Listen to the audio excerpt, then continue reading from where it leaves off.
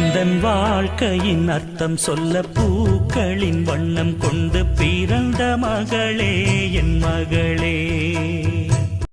நான் வாழ்ந்தது கொஞ்சம் அந்த வாசத்தில் வந்துதித்து உயிரில் கலந்தா என் உயிரே. உன் பூவிழி குறுநகை அதில் 1000 கவிதையே. வானம் தாலாட்ட மேகம் நீராட்ட வளரும் வெள்ளி நிலவே. வாழ்வில் நீ காணும் சுகங்கள் 100ஆக வேண்டும் தங்கச் சிலையே.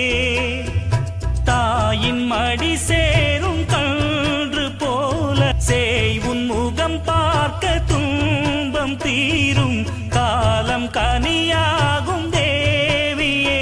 சிறு கிளி போல் பேசும் பேச்சில் என்னை மறந்தே